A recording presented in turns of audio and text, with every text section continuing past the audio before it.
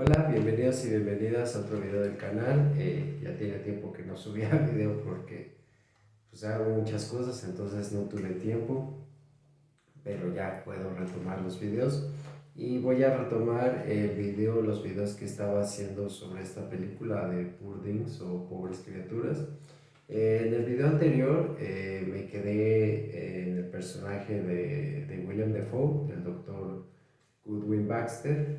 Eh, y quería empezar con él porque, pues vaya, creo que la historia se origina gracias a él, ¿no? Pero la protagonista y obviamente el personaje más importante, pues es el de Bella Baxter, ¿no? El que interpreta a Emma Stone. Y creo yo que es un personaje muy interesante porque creo que permite ver diferentes cuestiones. Diferentes conceptos de la psicología y del psicoanálisis que se ponen en juego ahí, ¿no? Y que pueden ser como muy interesantes de observar así, porque creo que ayuda de cierta forma, a darle validez y peso a ciertos conceptos y a ciertos temas que mis colegas y que la psicología en general quieren dejar en el olvido, ¿no? Ahora que digo esto, creo que quieren dejar en el olvido porque son temas que resultan muy incómodos, ¿no? Creo que aún en estos tiempos hablar de sexualidad, hablar de sexo y de manera más específica de cómo una mujer puede ejercer su sexualidad con, con relativa libertad, puede ser muy incómodo para muchas personas y para muchos sectores, ¿no? Y creo que la película representa muy bien todo eso, ¿no? En un primer vistazo, Bella es importante y es interesante porque la concepción del personaje en sí es como muy, pues es muy surrealista, ¿no? En el sentido de que es el cuerpo de una mujer adulta que tiene el cerebro de su hija, ¿no? Que se suicida y eso lo iré dejando para adelante. Pero porque la parte del suicidio es muy importante, precisamente por el peso que tiene en la historia, pero también eh, retomando un poco lo que decía Durkheim, creo que se me dio Durkheim, que era sociólogo, que él decía que el suicidio nunca es un acto individual, ¿no? Sino que es un acto social. Y creo que la película lo representa tal cual es. Pero bueno, como decía, eso lo retomaré después. Eh, es interesante esta cuestión de que tiene el cuerpo de su mamá y entonces es el cerebro de la hija y es como que desde ahí el planteamiento ya es como un poco complejo y complicado, porque entonces si tiene el cuerpo de su mamá, pero es el cerebro de su hija, entonces es la hija, es la mamá. Lo más probable o lo más seguro por decir es que pues, es una mezcla de ambas, ¿no? Como en realidad pues, muchos hijos son una mezcla de sus padres, ¿no? O sea, tanto son un individuo como al mismo tiempo por la crianza, por la cuestión genética, por la cuestión de la sangre, pues también hay mucho de un padre en su hijo, ¿no? Pero aquí esa línea de individualidad está como muy, está muy diluida, pero al mismo tiempo, ya sé que suena como a trabalenguas o como muy paradójicamente, pero creo que el personaje eh, se puede ir como entendiendo un poco desde ahí, pero lo más interesante es que después este personaje logra su propia individualidad y no es un tan después, o sea, creo que obviamente este es un secreto que se guarda el doctor, que cuando llega, ¿quién es? Matt Campbell, el alumno del profesor, pues descubre este secreto y entonces pues ya queda expuesta esta situación, por lo menos para él, ¿no? Y es sabida para el doctor y para la ama de llaves o la mucama que vive en esa casa. Pero a lo que quiero llegar con esto es que Bella, que es el nombre que le da el doctor, um, pues deja ver hasta cierto punto que ella vive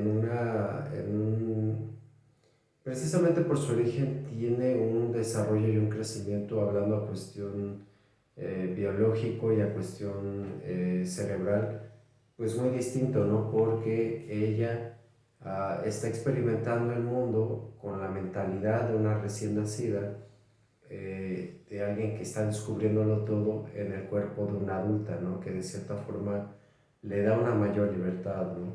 Eh, Se puede ir viendo todo esto en las cuestiones como más... disculpen, es Tita que viene a saludar. Este, Tita es la gatita de mi novia, entonces movió un poquito la cámara. Ah, eh, Bella empieza a explorar el mundo y entonces en este cuerpo adulto que tiene gana mucha más libertad de lo que un infante lo haría, ¿no? En las cuestiones de ir al baño, de la comida, pues obviamente se va acostumbrando, o sea, creo que ahí se va empezando a ver este proceso tanto de socialización como de civilización, por así decirlo, en el sentido de que para poder convivir con otros tiene que ajustarse a ciertas reglas, ¿no? Por ejemplo, el ir al baño, la hora de la comida, y por ende hay un proceso de represión, por así decirlo, de que las necesidades se van a satisfacer, pero en ciertos momentos, de ciertas formas, en ciertos lugares, pero cuando Vela empieza a descubrir la cuestión de la sexualidad que se va centrando en las cuestiones corporales, es cuando empieza este cuestionamiento, creo que muy fuerte de su parte, de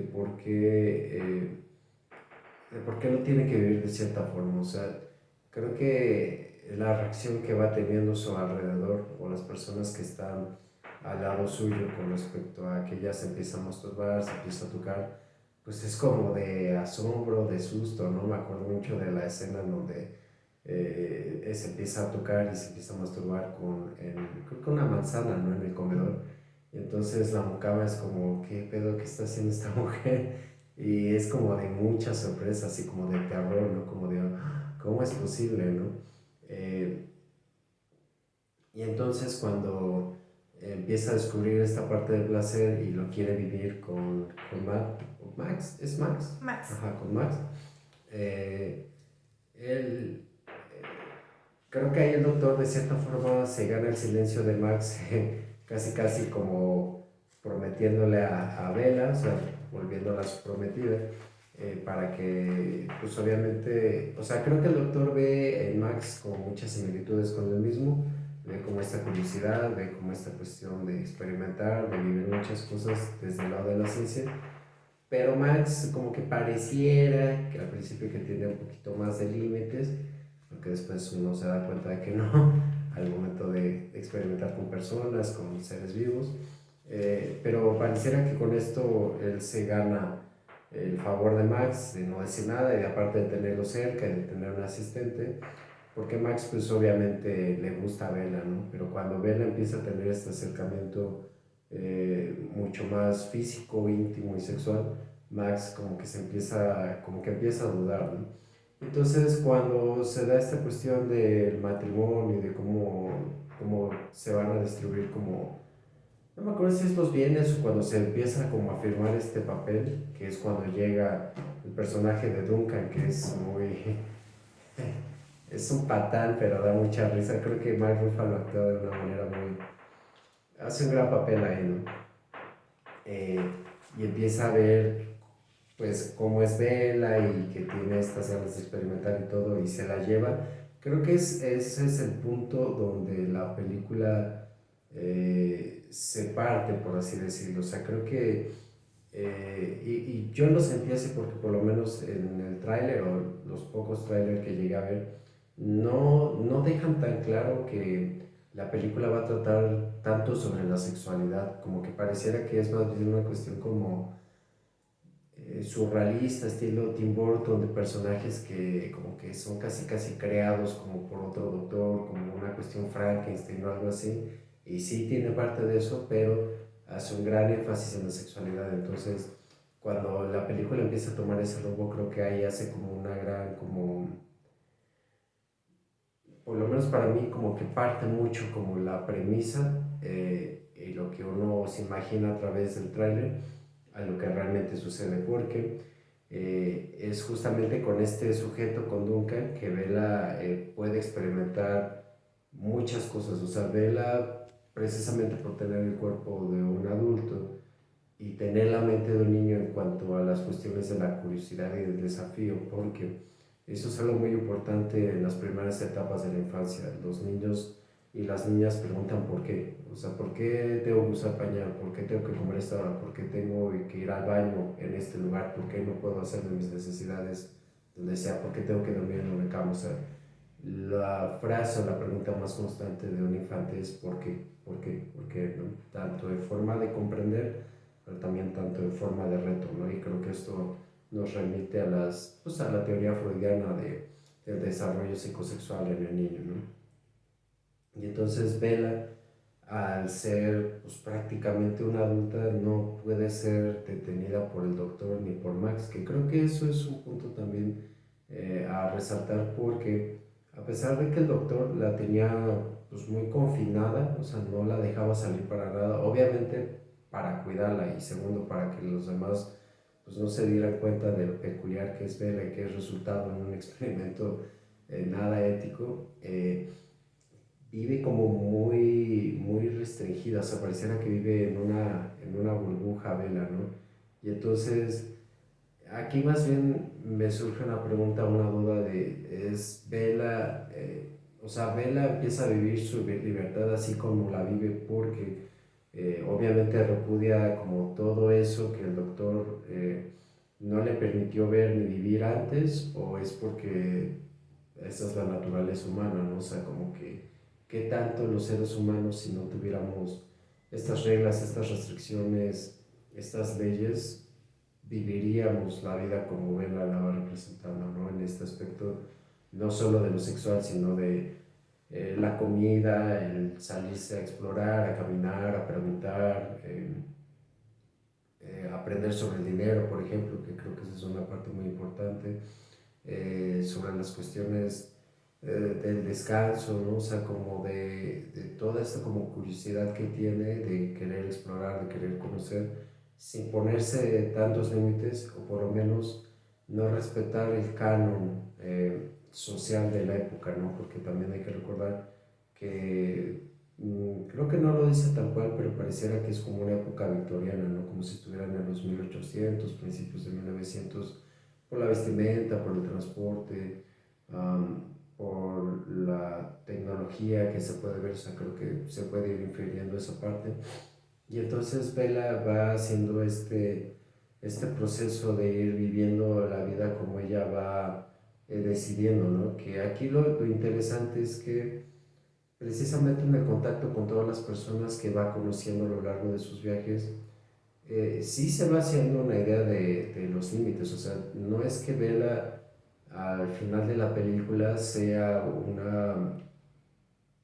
pues una salvaje, por así decirlo, o sea, no es que sea una persona que mata o que roba o que estafa o que usa a las personas, sino que es una persona que está muy decidida de sí misma, de sabe lo que quiere, sabe lo que desea, lo vive, pero en ningún momento le falta respeto a nadie ni transgrede a nadie, o sea, es muy interesante esta idea o esta propuesta de cómo la libertad, y no el libertinaje, que muchas personas confunden eso, sí va de la mano de la responsabilidad.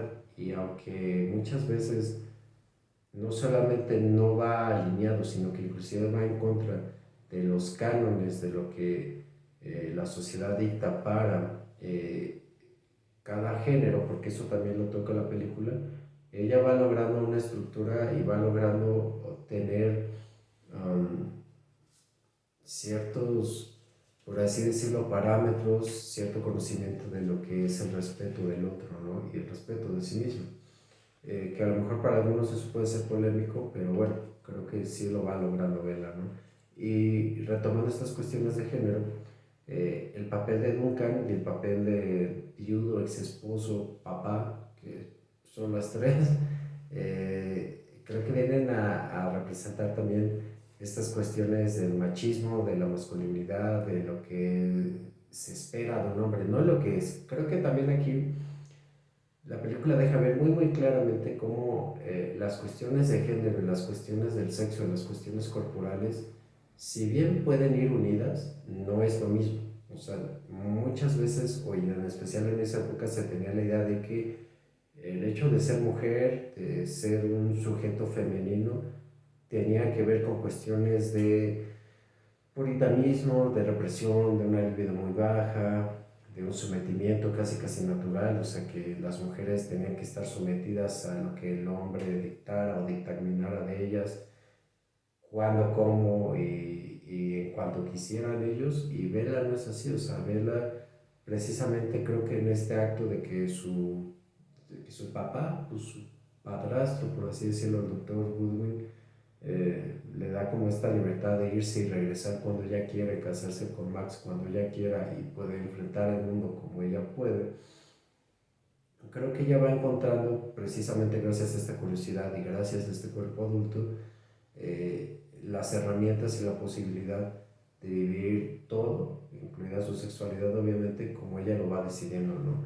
Y creo que en el caso de Duncan, como yo decía, representa las cuestiones del machismo, no porque él sea hombre nada más, porque sí, porque tenemos el otro caso de Max. Max también es un hombre, pero es un hombre muy distinto a Duncan. O sea, es un hombre que, si bien, repito, se le puede cuestionar mucha esta cuestión moral y ética de que se va a vela y entonces crean a otra vela prácticamente para que no estén solos, que es, pues, no es nada chido, pero en ningún momento le reprocha a Bella nada sobre su vida, o sea, porque tampoco tiene que reprochar, o sea, Bella vivió su vida como ella quiso, como quiso, cuando quiso, etcétera, ¿no?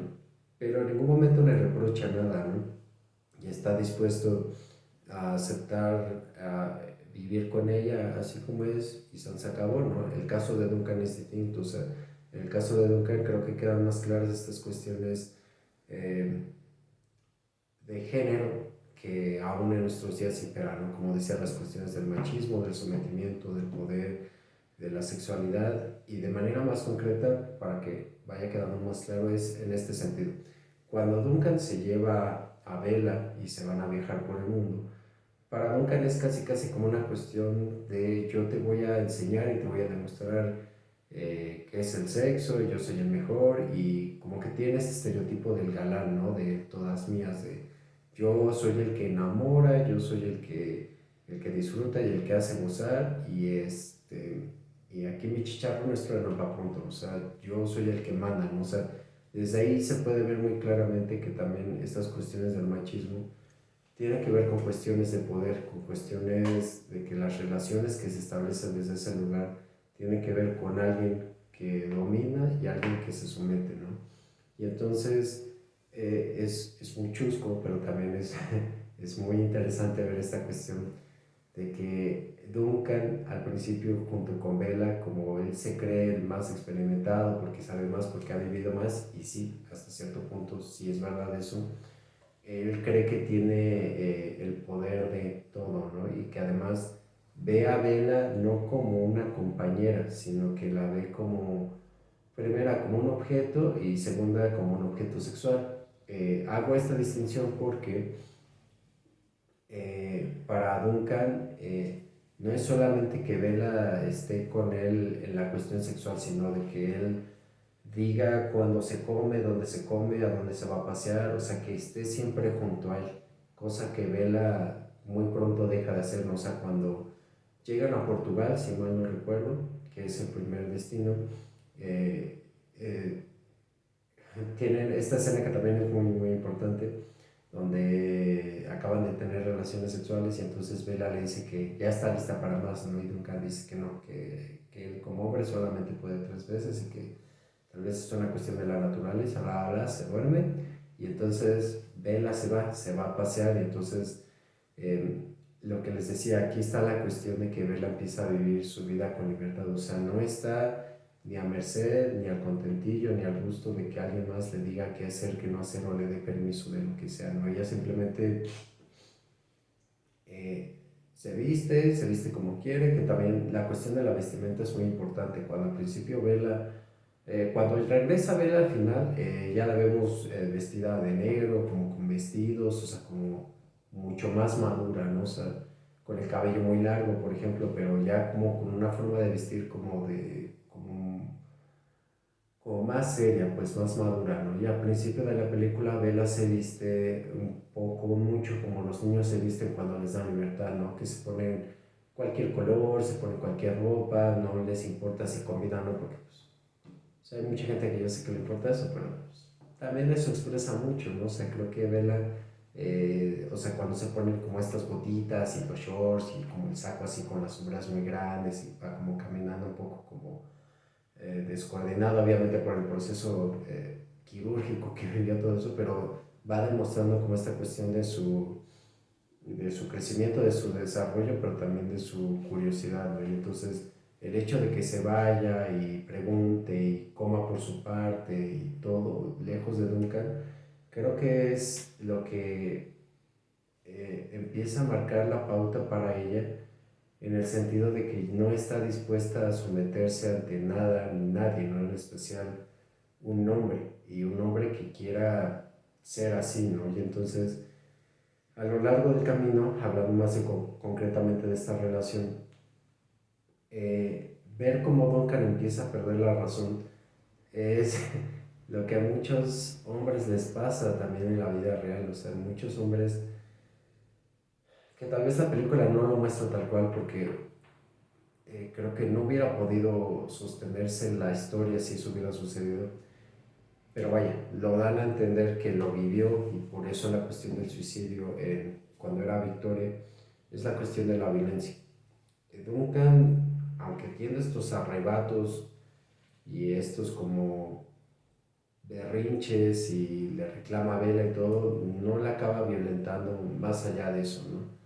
Pero en la vida real sí sucede. En la vida real lo que pasa es que en muchas relaciones de pareja, cuando el hombre o cuando la persona que es violenta y que es opresora y dominante, y me refiero, o sea, quiero hacer como esta distinción que va más allá del sexo del género, porque en las parejas eh, del mismo sexo, homosexuales, pues, eh, que son violentas también tienen esta patrón. O sea, la cuestión de la violencia no es inherente al sexo, sino que es una cuestión que tiene que ver con otros puntos, ¿no? Con otros temas, pero sería muy extenso. Entonces, a lo que quiero llegar es que Duncan no puede lidiar con este hecho, no ejerce la violencia contra Bella físicamente, o sea, no trata de someterla más allá de eso. Y creo que aquí deja ver que muchas veces estas estructuras y tipos de personalidad como el de Duncan, como el del viudo, papá, ex esposo, lo que sea, eh, no toleran el no, y ante el no y ante la diferencia, que es lo que Bella marca en Duncan, que ella es muy diferente a las otras mujeres con las que Duncan estuvo. O sea, Duncan casi casi dices como, yo soy el picaflor, yo ando con todas y no me enamoro de nadie, porque nadie me puede tener, o sea, como casi casi esta idea de yo soy el libre, ¿no? Y cuando pues se topa con que Bella es la libre ahí y que ella no está babeándose por él y que pues está con él cuando ya quiere y cuando no, pues, se busca con quién más estar, que es lo que le empieza a decir, ¿no? Como de cuando se da esta escena donde le empieza a levantar el vestido y le ve, creo que un beso, le ve algo en la pierna, ¿no?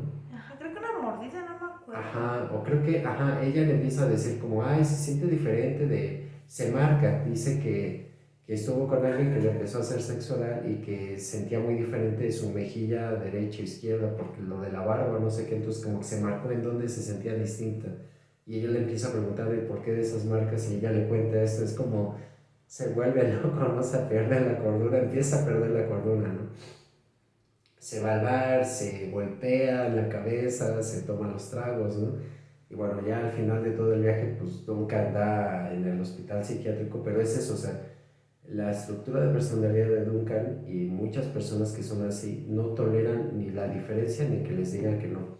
En el caso de Duncan, se pone a parir chayotes porque Bella, por así decirlo, le regresa la jugada, o sea, el papel se invierte, pero no por una cuestión. um, no hay un dolo, pues, por parte de Bella, no es una cuestión de lastimarlo, ni joderlo, ni vengarse de algo, no, nada, es simplemente que Duncan estaba acostumbrado a que las mujeres se sometieran, le rogaran, estuvieran ahí, y Bella no lo hace. Y entonces Duncan empieza este juego bastante, por así decirlo, bastante neurótico, en el sentido de que si no te puedo tener te voy a corretear y te voy a, casi casi quiero que me quieras sin pedirte que me quieras, ¿no? Y que estés aquí sin que yo te lo pida, aunque si te lo pido como que ya no lo quiero, pero lo voy a hacer. Y entonces se vuelve como una persecución en el que Duncan no puede ser el único objeto de deseo de Bella, porque Bella pues se da la libertad de tener y de disfrutar con diferentes objetos de deseo, por así decirlo. O sea, no hay eh, esta cuestión de ser el único, de ser el primero, por así decirlo. Bueno, tal vez creo que sí es el primero, o sea, sí es el primer hombre con el que tiene relaciones sexuales, pero vaya que no es el único.